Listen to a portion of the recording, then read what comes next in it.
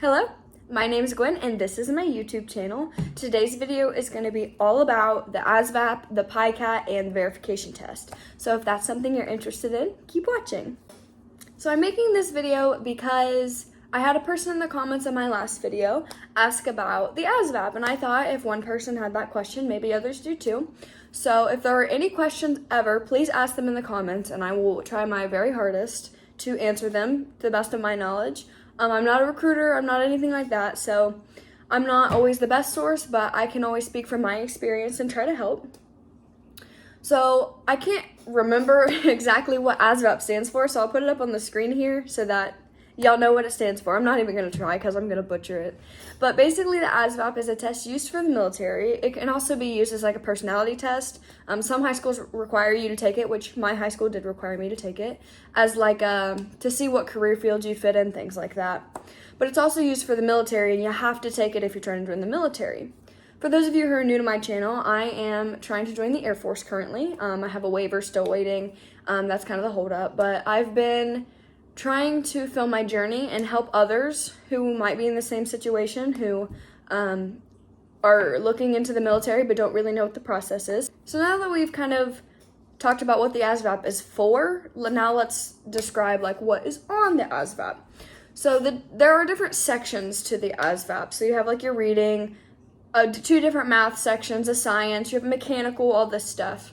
But one thing I want to stress is do not overwork yourself studying for sections that don't affect you. So like I don't want to be a mechanic, so I didn't study the auto and shop and mechanic section or the electrical section. I didn't. Some people say don't study for the ASVAB. I mean, my personal opinion, I did study and I did really well. I got a 59. I know that's not amazing, but that works really well for me and that's exactly what I want. There's lots of different line scores which you can look up if you're interested into. You can look into it if you'd like, but there's different line scores for different branches. So the Air Force only has 4 different areas. It's administrative, general, mechanical, and electrical, I believe. I don't know. There's 4 different. I'll correct myself if I'm wrong, but for the Air Force, there's 4. I got a sheet after I took my test, and it had like all my different scores and stuff. So one of the questions I was asked is, was the ASVAB hard?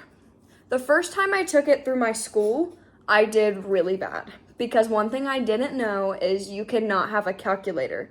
And I know this sounds really stupid, but I have had a calculator since I was in like middle school. So I struggled so much doing basic multiplication and division. And I'm still in high school, so that is crazy that I still couldn't do it. But I couldn't. So after relearning all those little things, I did really well on it, but I studied for weeks before I took the test. So some people recommend not to study, but I studied really well for a while and I did really well. So I would say study. I mean, I used the book ASVAB for Dummies. That's what worked well for me.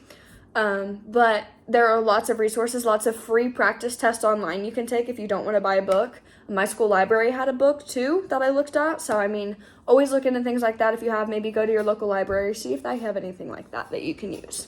So one thing I do want to touch on, because there were no videos over this when I was going through this stuff, is I took the PiCAT and then went and took the verification test. Now what that is the PiCAT is basically a practice ASVAB that you take at your house. You take it alone. I mean, you're not supposed to have any help, but obviously some people cheat, which is the point of the verification test. So my recruiter sent me all the information and I logged on and I sat down in a quiet room. Nobody was home and I just took my time and did my very best on the test. And then you'll get your scores back from your recruiter that day, roughly.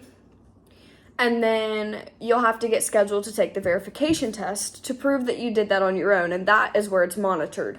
So I do advise that you really truly do take the test by yourself because you're going to have to verify the scores if you do the PiCAT route. If you just do the ASVAB, you can just go and just take the whole ASVAB, which is what I did the first time because my school required us to do it, but I didn't get the scores I wanted my first time. So then I went through a recruiter and took the PiCAT, then the verification test. So I just really wanted to touch on the PiCAT and the verification because there's also like the CAT ASVAB, which is the computer ASVAB, the ASVAB, which is paper pencil, and the PiCAT, which is like a practice one. But for the practice, the PiCAT, you can take a verification test to keep those scores, which is what I did. My scores were valid because I truly did take the test by myself. So I wanted to make sure that I touched on that for anybody else who was going through that. So there were some resources out for that. To answer the question, was it hard? I don't think it was too difficult. But like I said, I studied a lot. And I'm also still in high school, so this stuff's still fresh in my brain. If you've been out for a few years, it might be more difficult. But the ASVAB is set at a 10th grade level, so it shouldn't be too strenuous. I mean, if you're in college classes and stuff, you should be totally fine. Like, you shouldn't worry about it. But it's set at a 10th grade level. So for me, I did struggle with arithmetic reasoning, which is the math word. And if you're curious on the different sections on the test, you can look those up. I mean, they're literally everywhere. There's books, everything, like I said. If you want to look more into stuff like that. But the arithmetic reasoning is the math word problems, and that's what I struggled with the most. But after studying, they became easier once you figure out, like, patterns and stuff. So I recommend to study and take your time. Do everything you can to prepare yourself. I did take the PiCAT, so my route was a little bit different than some people. I know not many people do that, but I think the CAT ASVAB, which is just the online version, is becoming more acceptable. Not more acceptable, but like more common now than the paper pencil ASVAB, which is what I took the first time. One thing I will say, and I don't know if this is the thing for all of them, but there's a word acknowledgement section. And for the paper pencil ASVAB, the word acknowledgement was really easy. But for the PiCAT, the word acknowledgement was really hard. Like, it was giving me really difficult words. And I'm kind of an English person. Like, I'm really bad at math, but I excel in English. So for me, I was like, I don't know what these big words are. Like, they were just so ridiculous to me. But on the paper pencil ASVAB, that part was easier.